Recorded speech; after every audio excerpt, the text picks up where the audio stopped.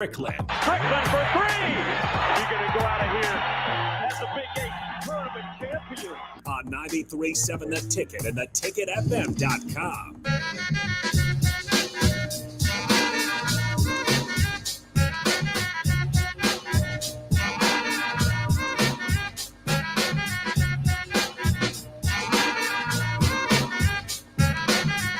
Well, how about this for a change of pace? The Huskers get the win.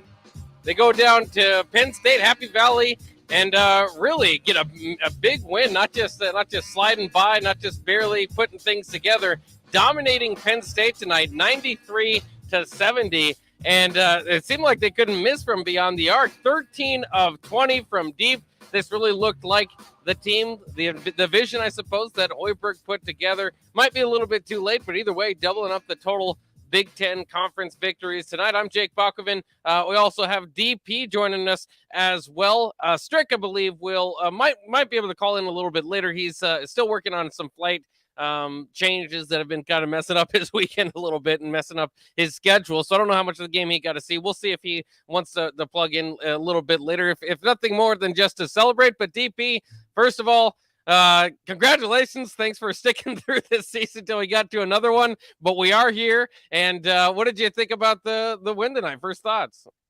I don't even know how to process this. I don't even know how to process it. I feel like it's strange, right? To finally see what you thought, what some thought could happen. So yeah, it's a little interesting to sit through watching 3-point shooters actually be 3-point shooters, and to have a defensive plan where you're taking away some of the basic things a team like to do against you, and you're communicating defensively. You are sharing the ball offensively. Good energy off the bench. Very few turnovers that made you just kick at the TV screen, right? Little things. Look, it looked like competent basketball. It looked like what you would expect a Fred Hoiberg team to look like when he got the job. And look, if this was at PBA, it would be an exceptional night. This was at Happy Valley. This was on the road. This team figured out how to not only get a win, but be impressive in getting the win. And it's good. It's a fun night. I'm not sure how to say this, Bach, but correct me if I'm wrong. Both the men and women's basketball teams won on the same day. Yeah, I'm not sure how this works. Do we have to give stuff back? Yeah. That feels like too much good grace from the basketball gods, or from really the sports gods in general, given the year we've been through as Nebraska fans. But it happened, and we get to rejoice. We get to celebrate. I'm not sure. This is weird. My friend's been pointing out to me between football post games and basketball post games. We might get probably less than 10% of our post-game shows are victories. So it's a bit of, we're out of place. We're out of our element. We're usually here to console you and tell you, it'll be fine. Eventually it'll get better. But today we can celebrate a little bit. And again, I don't know if it's necessarily, popping bottles or anything like that, but it is kind of a fresh sigh of relief. And I'm sure in the locker room, it's pretty close to popping bottles. Oh, let's be clear. I said this to Dick earlier. They win tonight, we're popping bottles. So even if it's just me shaking up a water bottle into the air and making a mess, look, this was all the numbers that we dreamed of. This is 58% from the field, 65 from three, 84 from the free throw line, plus 12 on the rebounds, plus 12. But this team out-rebounded Penn State on the offensive boards. What are we doing? Is this allowed? Is this are these imposters? 36 plus minutes with a lead. Largest lead, 32. They were leading by OJ. We don't even know how to process that. We don't even know how to process that. So, look, for everything that happened, they were plus in transition buckets, transition points. They were even points in the paint. They led in at second chance points. Look, 68 possessions, and they put up 93 points against a team that had not given up 87. So the best defensive team in the Big Ten took a 93 burger from the Huskers. I don't have answers for it. I'm just simply going to rejoice. Yeah, I mean that's where we're at, and I think it's kind of funny too because sometimes we get to the, you have these blowout games, and Nebraska, to their credit, I guess the last few games have kept it close, especially the Iowa game.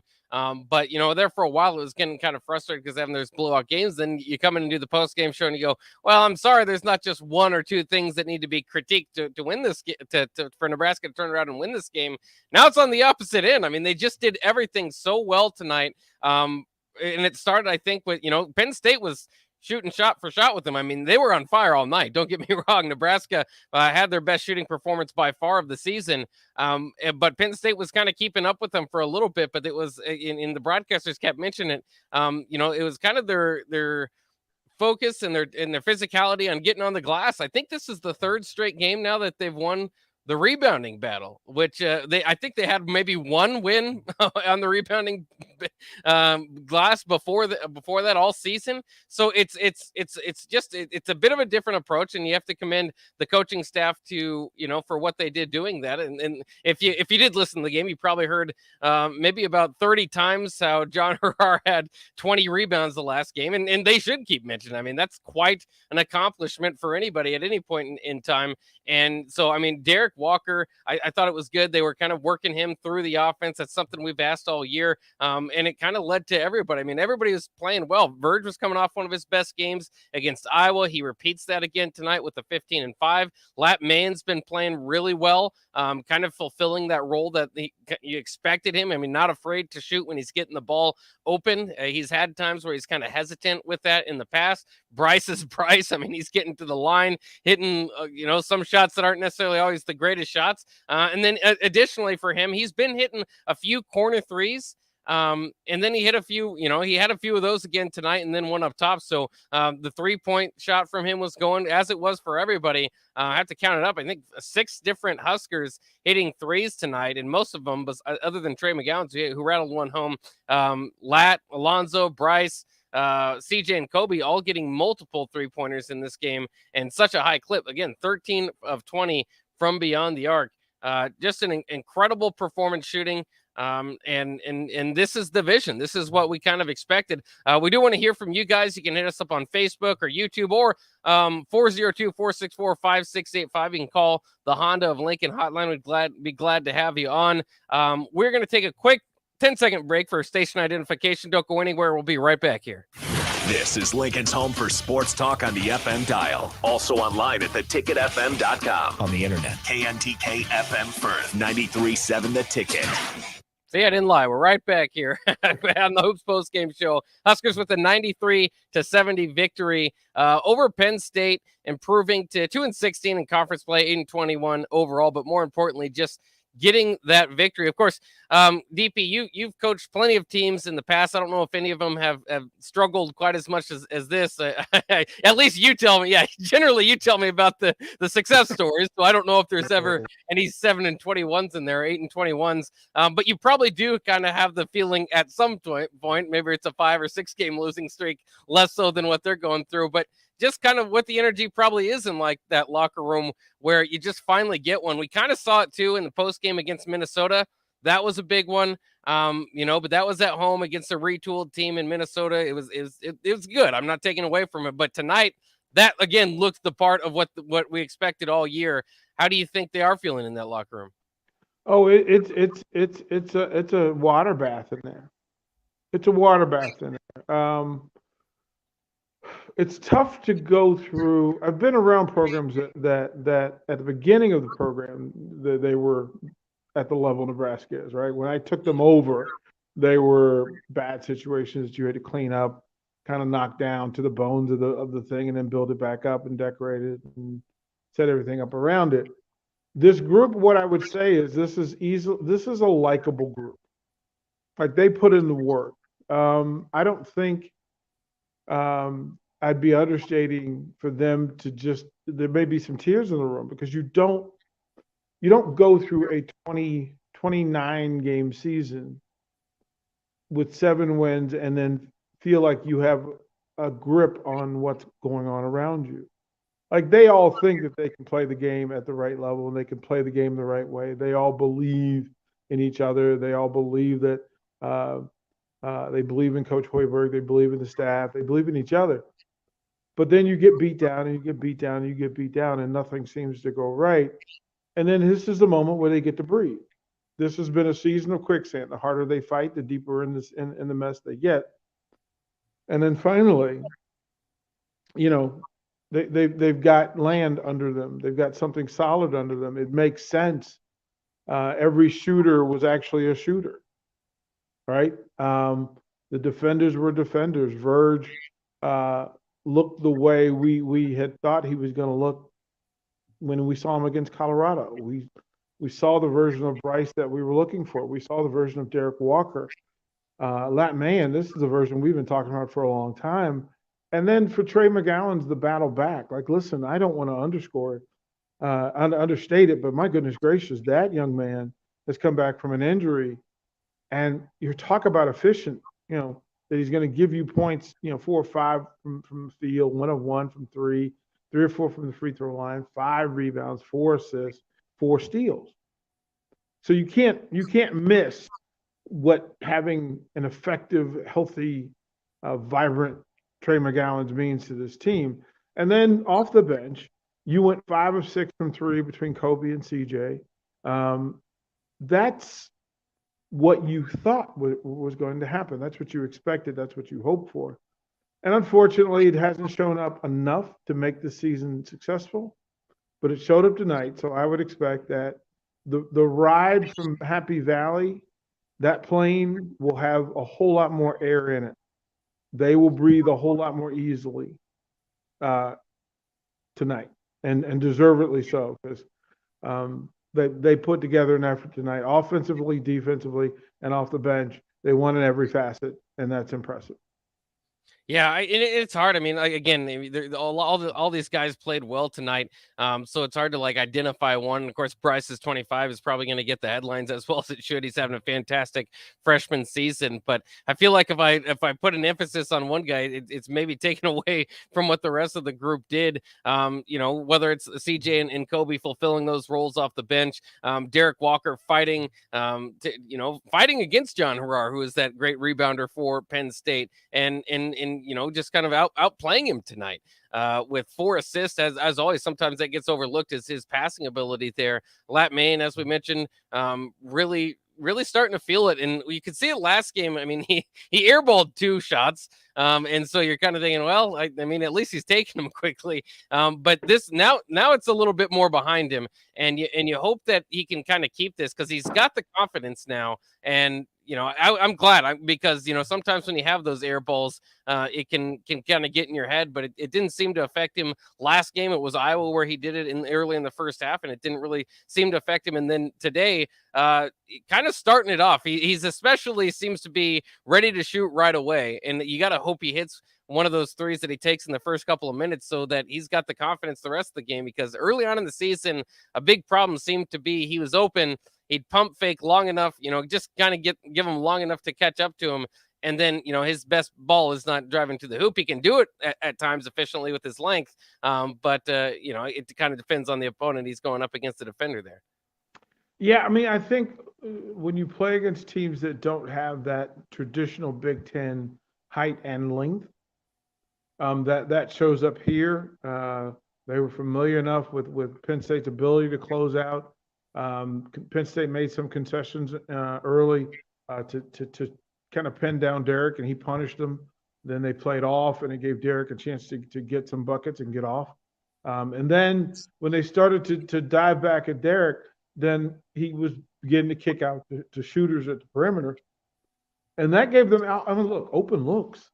Open looks. The difference is that they actually knocked down those open looks. Yeah.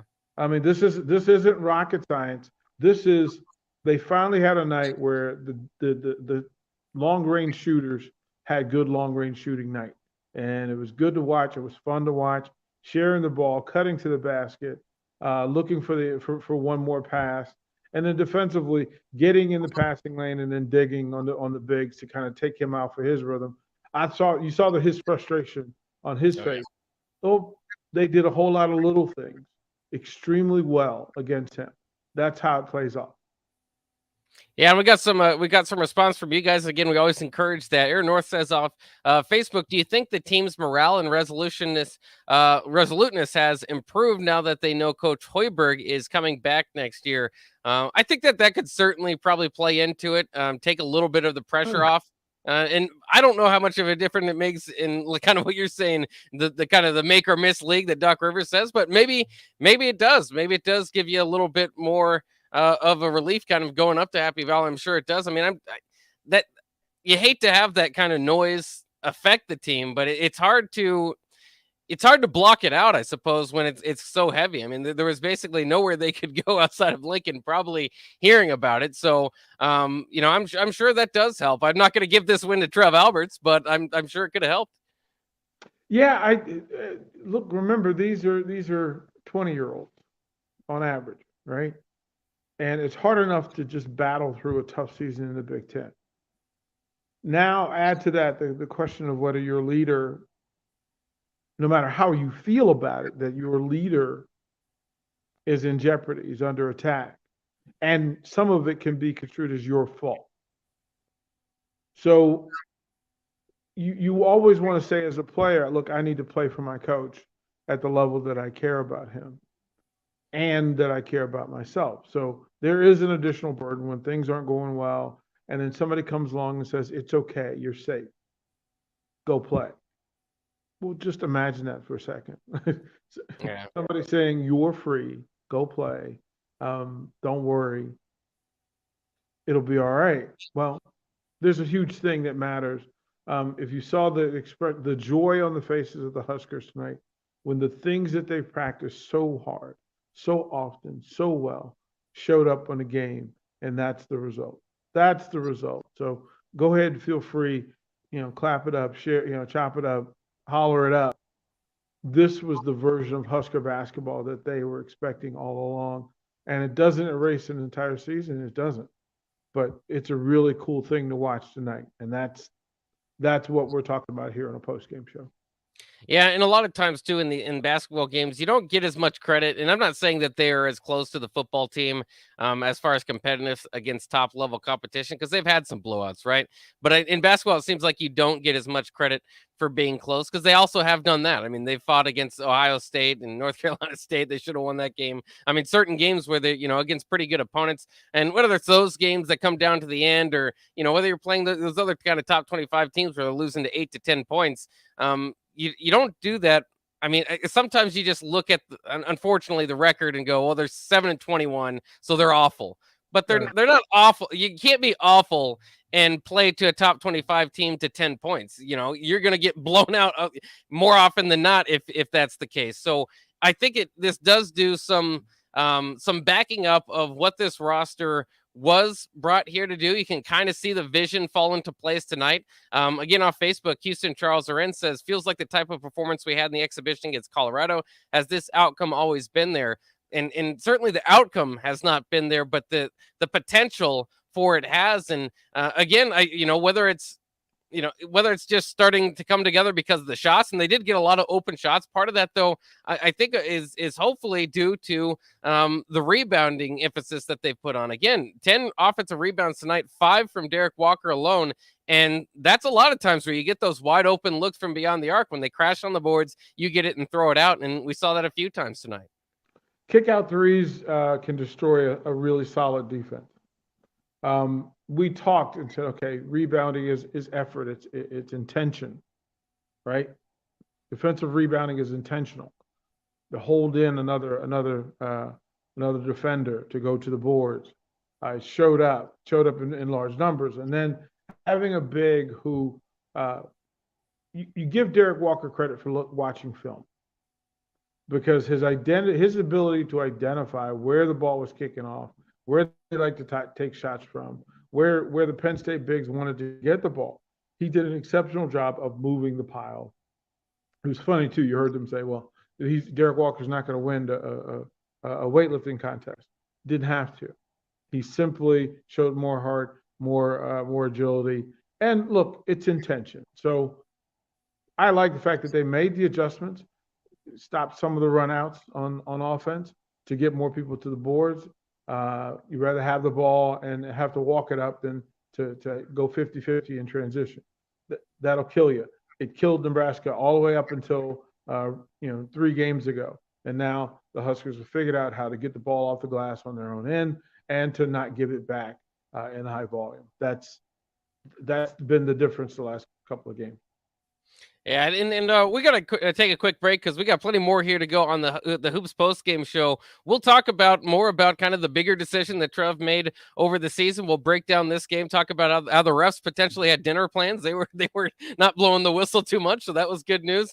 Penn State's environment, kind of sad. That was the last senior game that they would have, and behind the basket, you could count how many fans, if you were lucky, because you'd be counting 1 or 2. On other shots, you couldn't count them at all. So still a lot to break down here on the Hoops Postgame show, brought to you by Action Electric, Heating, AC, and Plumbing. We will be right back here on the Hoops Postgame show. Don't go away. Every time the back door closes, it squeaks and reminds me of how I used to go out back for a cigarette 2-3 times a day. When I was stressed, when I was hungry, when I was bored. But then I think of how the stale taste lingered in my mouth, and I reach into my purse and pop a stick of gum. And the craving is gone. Call the Nebraska Tobacco Quit Line, 1-800-QUIT-NOW, 1-800-784-8669. Paid for by Tobacco Free Nebraska. Aired with the Nebraska Broadcasters Association and this station.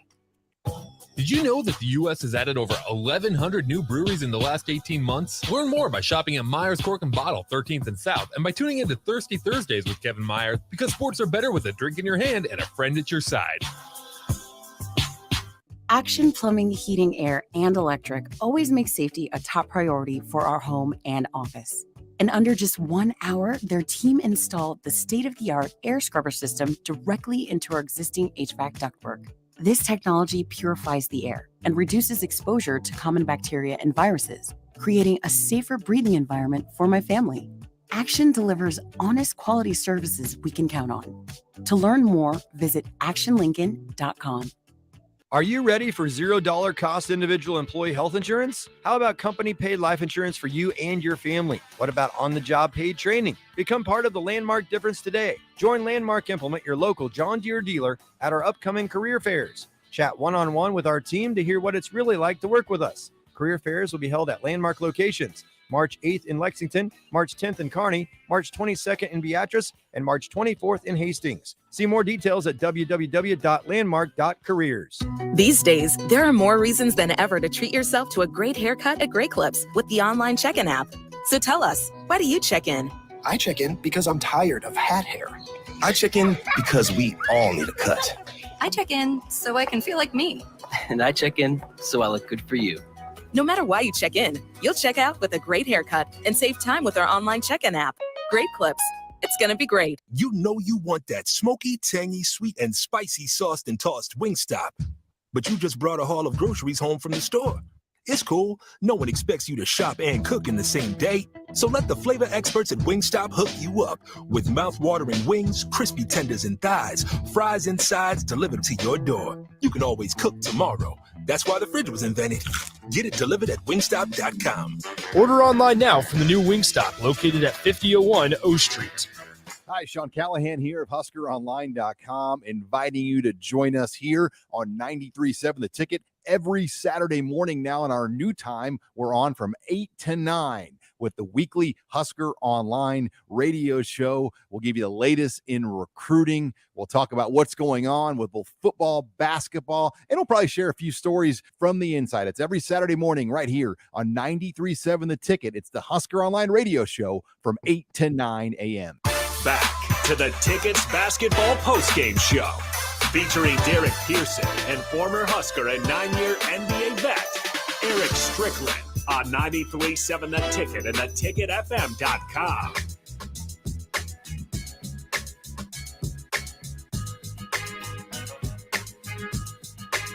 We are celebrating tonight because the Huskers got a victory, 93-70 over the Penn State Nittany Lions. And before you say, hey, Penn State's that's not a blue blood school as far as basketball goes. That's not a very good team. Hey, they might not be the best team in the Big Ten, but they were coming into this game with 3 out of 4 wins in the Big Ten, including those 3 being at home. I mean, they've knocked off the lights of Michigan State and Rutgers and, Iowa, many teams Indiana teams that have given Nebraska a lot of stress tonight. So I think sometimes there's a temptation to do that with Penn State basketball, again, because when you watch the game, it's almost frustrating as a Husker fan, maybe not as a Husker fan, but for me, just how much Husker fans care and go and watch those games. When I watch Penn State, and it happens on a yearly basis, I'm reminded maybe of how special Lincoln is for one, but also how sad I am for Penn State basketball. There's just not much love for that team.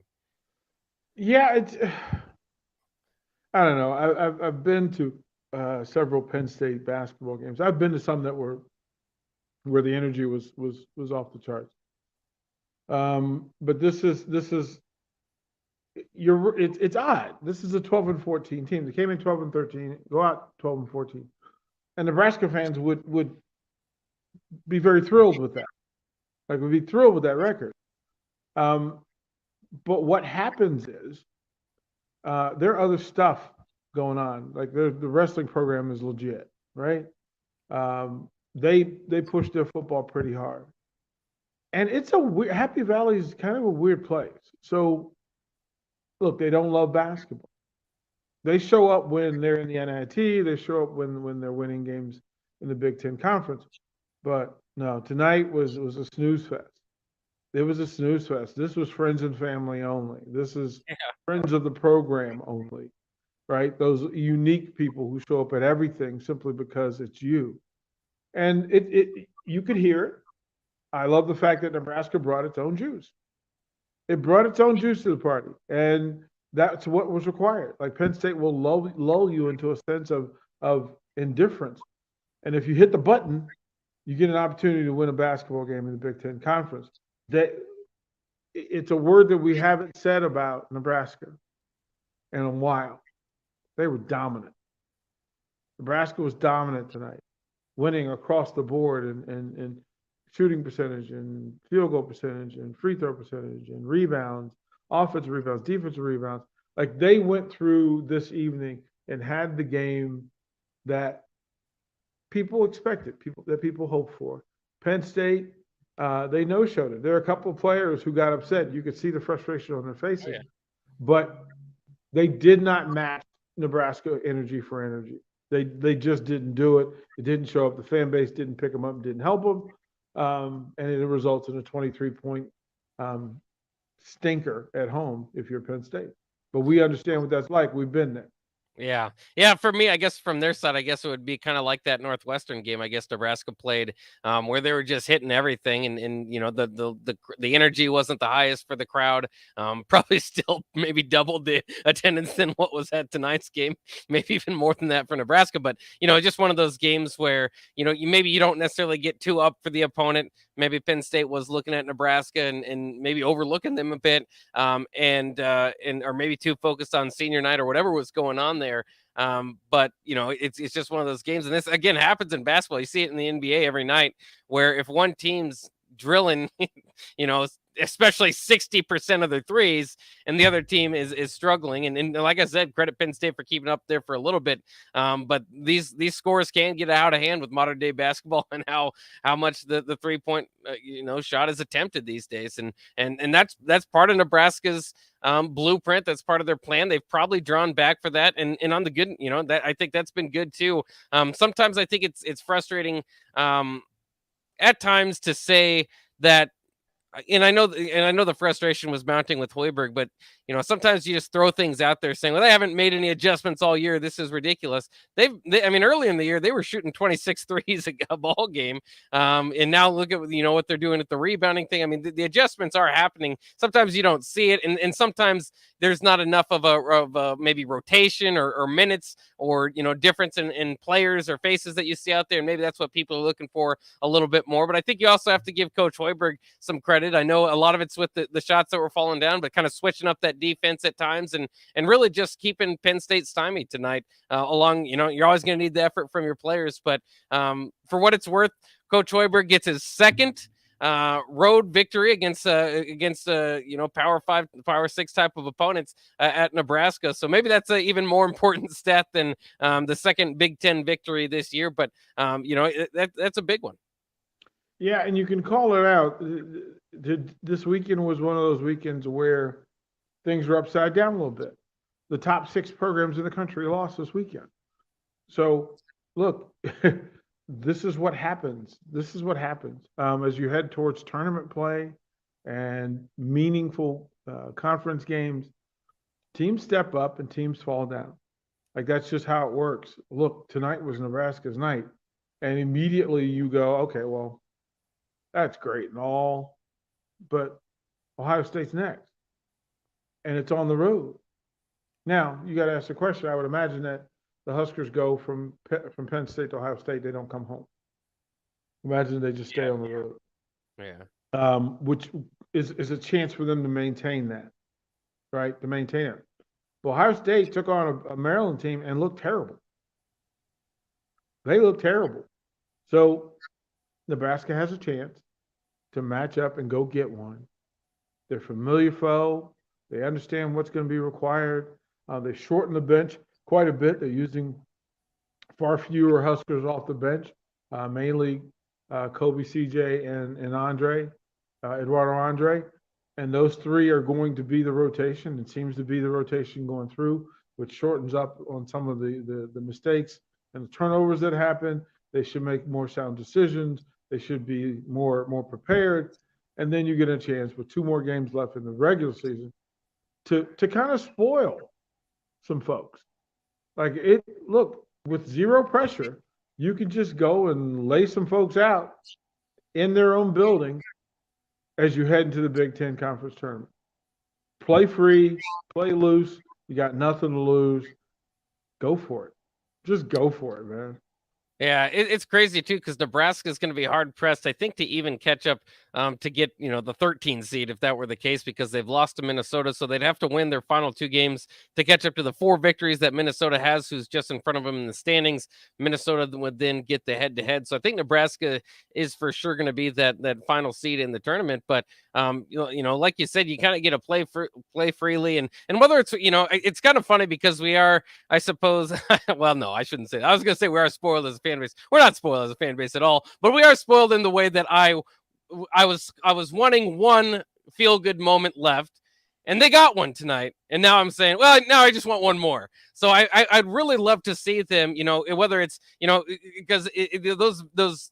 I mean, we've all seen those numbers backing up against Hoiberg, being 0-24 or 25 against top 25 teams and 1-30 on road games and all that stuff. Okay, you got a road victory, go get a top 25 victory, or maybe even if they can't get that done in the final 2 games, just one more victory in the Big Ten tournament. Send somebody home before you get sent home. Send somebody home to say, you know what? Yeah, we might not be the best team in the standings, but we're not the first team sent home this year in the Big Ten. So there's still a lot to play for. But like you said, maybe not the expectation to win those games, so it can allow them to play more freely. And obviously, hopefully, I mean, it would be somewhat frustrating, I suppose, too, if they really do get going and win a few of these games down the stretch, and you go, where has this been all season? I made this statement to myself that I refuse to get upset over this basketball team the rest of the season. I cannot be disappointed. I know what they're capable of, good and bad. I cannot be surprised or disappointed by anything that happens with this basketball team because they're humans. I've seen them. Now, I can root for them and hope for them to have success. There's nothing wrong with that. That's probably what we should be doing, is hoping and cheering for this team, hoping that they get it together, hoping that they go on a run and put up a couple of good ball games. If they don't, we're not surprised. We're not surprised. You can't be disappointed by the thing you're aware of. Yeah. Like, you can't surprise me, right? You can't surprise me. I know who you are. Great performance tonight. Like, that, it can't be said enough. This was a great performance tonight. And now that we've seen it, we can turn our hopes towards the next thing tomorrow. tomorrow we can start looking forward. For tonight, let them young men celebrate. Let them men take huge kudos and value for what they did tonight. And then that's what a Husker basketball looked like. We know what it should look like now. We just saw it. We're no longer surprised when it happened. Yeah, I mean, I'd love to see that especially that type of performance. Even if it isn't a closer game against a higher ranked opponent, because I mean, if they're shooting those type of shots, they're all falling. That environment, regardless of where that would be, Columbus or Madison, would be quite fun. Is there a problem at the college level in playing 3 games in 5 days? Of course, we know about the COVID year last year, stacked a lot of games up. This time again, a reschedule kind of puts 3 games in 5 days for Nebraska. Is that a problem at the college level since they haven't really had too many other stacked up situations this year? I don't know that it would be. I don't know that it would be. The opportunities for them. I mean, this is short trips. This is not an across the country trip, right? It's not like you're the Florida Marlins and you have to go all the way to Seattle. That's not what we're talking about. You're going from Lincoln to Happy Valley to Columbus. So the problem in those 3 and 5 days is that they're all Big Ten conference teams. Yeah. Like that's the thing, but that's what happens to everybody, and you need to get those things in so you can kind of set up brackets and tournament play and all those things. You've got to get all your information sheets together and all your player of the year, freshman of the year type voting done. I don't think the players mind, as this is what they're here for. I think the coaches would prefer another day in between. But again, that's why Nebraska isn't flying home. I would imagine that they're flying to Penn State direct. I mean, to Ohio State direct from Penn State. Yeah, maybe a team activity in between. I don't know if you run practice in between there too. I'm not sure. No, we're gonna get there. We're gonna chill. We're gonna get the academic work done, and then we'll stretch out and work out the kinks from having played so many minutes. They'll get treatment. Treatment will be a part of this. Nebraska does that pretty well. And you did mention the bench seemed to be shortening up a little bit, as we move on throughout the season. I don't know. It's kind of a surprise, I suppose, if you would have told me earlier in the year, Nebraska at some point is going to shoot 13 from 20 beyond the arc. That alone, of course, would be a surprise. But to do so without Tamanaga involved would be even more of a surprise. I was speaking to a lot of kind of Husker fans. They what they see in Tamanaga, at least from the people that I've spoken to, they do like his energy, his hustle. I mean, he's been one of those guys that does bring that to the table where that's been lacking from some of the other guys at certain points during the year. He seems to always bring that.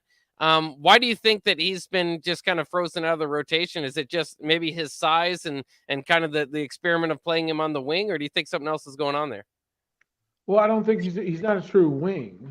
So that's been problematic. I mean, because he's undersized. So in that case, he's being switched off by Big Ten wings, and that he's at a deficit. Like he's a great intention, great IQ, great energy, but in the end, they just go up over him, getting rebounds and et cetera. The team's a better rebounding team when he's not in. And a better defending team because you can pick on him. Right. You can pick on him. But the reality is he was brought in for offense. He's better than advertised defensively. It is just a size thing now, and the fact that he's not contributing offensively at the level that he wants to be. So those things take part. Those things matter. I think Tamanaga will be fine. Once you get him stronger, change his body a little bit, and get him more acclimated. Like he was supposed to hit the freshman wall. He hit it dead on. Yeah. He hit it dead on. Yeah, and of course he's got a lot more, kind of to deal with as far as adjustments too. Is he? But like you said, I mean, there is that one thing where does he? And Strick has said this before because he's refed, many of his games. We all know about the Olympics. It's hard to imagine him kind of playing that wing spot. Is he going to have to be a point guard, a kind of that he could dribble be, ball up at this level? He could be a 2, especially if you've got a bigger 1. If you got a decent sized 3, I think the players that come back next year will have something to do with his place on the depth chart. We don't know. I'm still told that he's one of the best shooters. They're just trying to get him out of his own way in it, which is due. I mean, coming from Ranger, Community College, this is a big step up into the Big Ten. They're much bigger sharks and fish in the water here than there was there, and it all makes sense. I've expected him to struggle. I expected him to struggle. I didn't expect him to struggle this much all season long. I thought he'd kind of peaks and valleys. But no, that hasn't been the case. Still looking forward to what he'll become next year. Yeah, I think he's definitely a fan favorite. But again, to those that maybe would say Hoiberg hasn't made an adjustment, there's an adjustment for you. Shortened the bench, and now they're rebounding a little bit better. Like you said, probably because of some of the, that adjustment, maybe directly kind of helping out in that area at least. And tonight, shooting incredibly well, 13 of 20 from beyond the arc, 65%. And also doing pretty well from inside the arc. They did do better from outside than in, but overall 32 of 55 for 58%, even 85% from the line. Just exactly what you want out of, more than you can ask for, really. You can expect those numbers from game to game, but just an incredible night for Nebraska. It seemed contagious to a degree when guys started hitting it, and hopefully we can see that move on in Columbus when Nebraska takes on Ohio State. Again, not much of a break. That'll happen on Tuesday night, and we'll be back for the Hoops post-game show there. We're not going to go anywhere quite yet. We do have one break to get to, but when we come back, let's dive into a little bit of the bigger picture discussion before we get to our shows tomorrow, because DP and I, we don't get to talk directly, so we'll get to have that little discussion coming up here next. Hoiberg extended, and we'll talk about it. Huskers also getting the victory here on the postgame show, 93-70 over Penn State. We'll be right back. In a world where fun and cash prizes collide, one game explodes to the forefront. Cash Blast from the Nebraska Lottery. Non-stop excitement, a winning thrill ride, and starring you.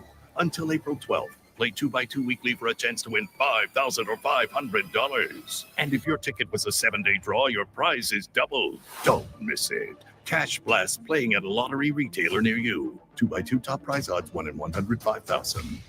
Attention anyone standing near a mud puddle. Trucks and Bucks is back, so take cover. The Nebraska Lottery's most popular scratch game is roaring down the road again. And this year, we're giving away 8 blue 2022 Ford F-150 XLT Super Crew Flex Fuel trucks. So buy a $2 Trucks and Bucks ticket today. You could win a new Ford F-150 and make a real splash in your neighborhood. Ford F-150 is a registered trademark owned and licensed by Ford Motor Company. Top prize odds, 1 in 336,000. Hey, sports fans. Rico here with HIS Auto Care 70th and Van Dorn. Carfax recently awarded us as a top-rated auto service center for 2020, and Lincoln Choice Awards voted us as the 2021 top independent auto repair center. Call us at 402-488-8934 for superior service bumper to bumper. Mention this ad and get 7% off. Doesn't get any better than that. Rico for his Auto Care, 70th and Van Dorn. God bless you. Your home is your empire. Protect it with Empire Fence. Get a free instant quote with the online estimating tool at empire-fence.com. See an upfront estimate with no hidden fees. An Empire Fence can provide privacy and improve the appearance of your home. Keep kids and pets in or out of your yard. Increase security and add value to your property. Visit empire-fence.com now to view the stylish and maintenance-free possibilities for your home and get a free instant online quote. Let Empire Fence protect your empire. Mary Ellen's Food for the Soul. It's soul food right here in Lincoln. Ribs, wings, catfish, coleslaw, cornbread, grits. I'd say it's food like your grandma used to make, but my grandma never made food like that. If you haven't already, you've got to give it a try. Check out their location across from South Point at 27th and Pine Lake, or find their food truck at events all over town, or visit them online at maryellens.com to see the full menu. Mary Ellen's Food for the Soul. Let them fix you a plate. Today on Hey Culligan, why does your team stink? Here's Coach Waters. Hey Culligan, yeah, my team stinks. Ooh, harsh. No, I mean they stink. They won't hit the showers because it makes their skin all dry and itchy. Coach, it sounds like your guys have been hit hard by hard water. You kidding me? Hard water? Yep, so let's call an audible in the form of one Culligan Smart High Efficiency Water Softener to get the smooth back in their skin and the stink out of your team. Okay, Culligan, I'm putting you in. Coach, we're already on the way. Go to CulliganLincoln.com and schedule your free water test today. Action Plumbing, Heating, Air, and Electric ensures our home and office HVAC systems run smoothly throughout the year to provide maximum comfort and convenience. Routine maintenance reduced our operating costs just by improving the efficiency of our unit. Consider a maintenance agreement to ensure you too receive priority for services and scheduling. This helps meet manufacturer warranty requirements. Action delivers honest quality services we can count on. To learn more, visit actionlincoln.com. The past year and a half has been a challenge. We've been reminded of the importance of following health and safety guidance from medical experts. I'm Jenny Benson, president of the NSCA. As teachers, our goal is to keep our schools open and our students in the classroom, because we know in-person teaching and learning is best for our students. We need your help to keep our kids healthy and learning. Sponsored by the Nebraska State Education Association, aired by the Nebraska Broadcasters Association and the station. Back to the Tickets Basketball Postgame Show, featuring Derek Pearson and former Husker and 9-year NBA vet, Eric Strickland, on 93.7 The Ticket and theticketfm.com.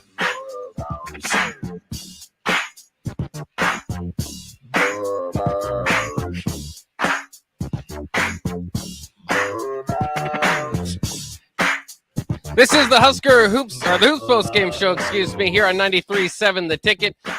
Sorry, sometimes I slip that in there. So do I. Just the Hoops Post Game Show, but it is brought to you by Action Plumbing, Heating, AC, and Electric. So thanks to those guys for sticking by us all season as we do these post game shows. Just a few more to go. And I've always say this, you'll hear me say it often, any day with a Husker basketball game is better than one without one. So we'll be sad when the post games go away, but hopefully we'll be back next year with a lot more to cover, and hopefully a few more wins. Hopefully a few more like tonight, where Nebraska did get the win 93-70 over Penn State, going on the road, getting Fred Hoiberg's second victory in Big Ten play on the road, not this year, but overall in his career. Also, Fred Hoiberg's best season now as far as win total goes. He had trouble getting over 7 his first 2 years, of course, and finally did that with this game. Now being 8-21 overall, still not what you want to get to, but certainly, hopefully, a shot of momentum for Nebraska as they have a few games left, a few chances to really end this season in good form and in good fashion. And again, even if they don't get these victories, maybe down the stretch, if they play like they did today, then you can start to feel the momentum kind of sit back in this program and what I call a heartbeat, because this program was tough, didn't really have a heartbeat to speak of, and that's why the discussions were kind of had about Fred Hoiberg and his job, to the point where the speculation got to the point where Trev Alberts had to come out and say it, and they had to sit down and kind of resituate some stuff in the contract. Before we kind of finally get our final thoughts on this game, I did want to ask you kind of about that. Some people feel as though maybe it is forced a bit because of the money that's there. I'll say this with Frost and Hoiberg. First of all, Trev Alberts, man, what a tough few months to start your job as athletic director at Nebraska.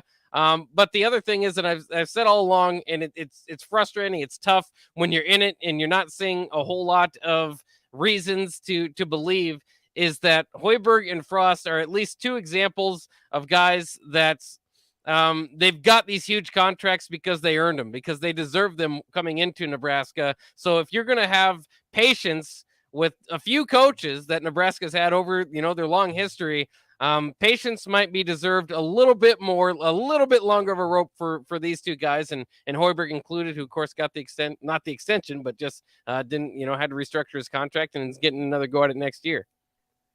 Bach, I think the question becomes, did you receive the contract you received based on what you're going to do or what you've already done?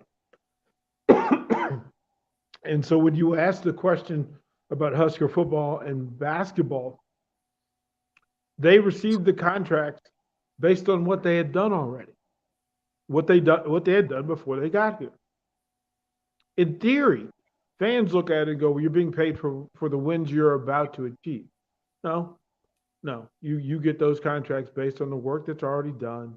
The same of that happens in most sports, that those large contracts are a statement of work done to that point and then everything else going forward can be reassessed and reevaluated. Nobody's going to say that they're happy with the records of either the football team or the basketball team. Those are statement of fact. What you can say is the situation is business. This is business. Is that enough? No, not in my mind. But I'm not Trev Alberts, nor am I an athletic director. So whatever he chooses, I don't have skin in the game or a dog in the fight. I've said it 1,000 times. I'll say it again. I never root for a coach to get fired. I always root for the coach to get right. Like, I want him better. I want, as I said to Scott's face, and I said it to Fred's face, I want what you want. I want your success. I want success for your players. I want success for this community that surrounds you and this athletic department. So Trev, being the head of this, has a vision for what he expects us to be and wants us to be. He's got to add business decisions to winning and loss decisions. He knows what his parameters are. He knows what his boundaries are. Whatever Trev wants to do, that's fine by me. The fan base can react how they want to react, but the one-loss record says it speaks facts, and then his decision to bring them back also speaks facts. There are numbers in play that dictate how this goes, and it may have nothing to do with anything that Trev wants to do or does not want to do. Yeah. I mean, Nebraska has obviously kind of had to pay some of these buyouts before with Mike Riley and Bo Pelini and Doug Sadler and Tim Miles, and and typically that's going on at all these different places across the country. But Nebraska was one of the worst teams as far as kind of the dead money situation goes, with kind of recent polling that's been done or recent stories that have been done on that. And it certainly would get far worse if they had to add Frost or Hoiberg's contract to that. So there is that business part of it, like you said, that's out there. But I do think that there's also, I don't know. I don't know. Maybe it doesn't take much for me. Maybe it was just watching tonight's game. But I don't feel like that there is a reason to give up on these teams. I think, football's clearly kind of turned around and put themselves in a position to say, okay, they've done enough tweaking to make this experiment worth another go round. How does Fred Hoiberg do that? And I don't want to get too far in the offseason. We still got this team going. But just kind of the personnel, especially just kind of talking about the core group, I guess, of guys that are here now. It seems like one problem with Hoiberg year to year has been not having continuity on the roster. Do you think that he's going to be able to maybe bring a majority of these guys back? Or was senior night the last night that we'll see the guy likes of Derek Walker and Trey McGowan's and Latman? Well, the truth is we don't know. The truth is we don't know. Like, this is that speculation business of who's going to come back, who's not going to come back, why would they come back, if this, then that, if not this, then maybe not that. We don't know what the McGowan's boys are doing. We don't know what either McGowan is doing or what the McGowans collectively are doing. We don't know what the players on the rosters deem their individual situation. We don't understand, and we haven't been told what Fred's ideal roster is a year from now. Does he want some of these players back? Does he want a whole group of new players? Does he want a mixture of those? Does he want to go into the transfer portal? Does he want to wait for Ramel Lloyd and Blaise Keita to get here and add pieces and try to figure out with those two, what do we get? There are a couple other additions to the soup. We don't know. That's the answer. We don't know.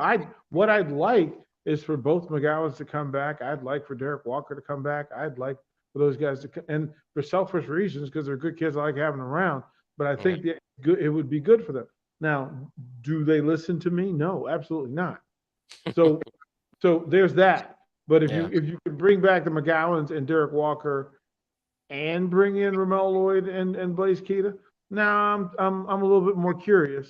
The return of William Breidenbach, the maturity of the players who are currently on the roster. C.J. Wilcher gets another year if he wants to come back, if that's a thing. There are a lot of if then that, but that's Nebraska basketball right now. That's how you get to stability, is to adapt. And this program, this is not a Kentucky where you're going to get uber basketball players at the top level delivered to your front doorstep. That's not how this works. They're going to have to work and outwork. And this season's finish will have a lot to do with that. Like, we can wait. Look, if they win another game or another game or two or a game in the tournament, the vibe is different. We won't know what this program looks like until next year. Sadly, that's a statement of truth. Yeah, it's just different because I've been thinking about it, just how the football team was able to turn I guess, kind of the perception of the program around.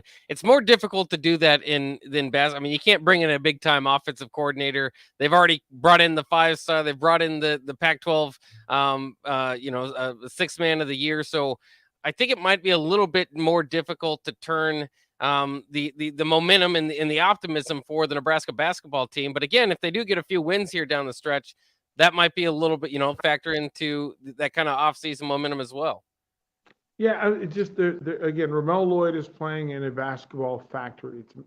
It's a machine gun situation. That young man is being tempered for Big Ten play. Like, he's swimming with some very big sharks. So same with Blaise Keita. But we don't know who the pieces around them are going to be. We don't know what Fred Hoiberg's intention for the program is. We haven't been told. So I tend to stay in the line of, I'll wait until Fred tells me, and then I'll wait until they show me. Both of those are fine. I could still root for them in the meanwhile, but saying definitively what this team is going to look like, nobody has a clue. I'm not sure that Fred Hoiberg does either. Yeah, I mean, that's why it's hard. I mean, you kind of get into the discussions. It's kind of funny because even without knowing that, you get into discussions of, well, what does Fred have to do next year with his roster to get another year? Well, I don't know what the roster looks like at all. It's going to be hard to tell you what you can project forward, but let alone college basketball. The rest of the teams in the Big Ten. You heard, again, you just, every time you play a team, you kind of listen to their story a little bit. Penn State, had to bring in all these JUCO guys. And everybody's fighting this roster turnover thing quite a bit. And yes, it's probably played into Nebraska not doing so well. And yes, it's probably more heavily on Nebraska's side than it is with some other teams, but it's not necessarily unique to the Huskers. However, the Huskers do get the win tonight, 93-70 over Penn State. I know that they got the first Big Ten victory. This one, I don't know if this one feels better. For some reason it does, because it looked better. I think that Minnesota game also looked really good because the hustle was really there. You remember early on in that game, and it was at home, and it was the first one, and that was kind of getting the whole fear of not winning one conference game out of the way.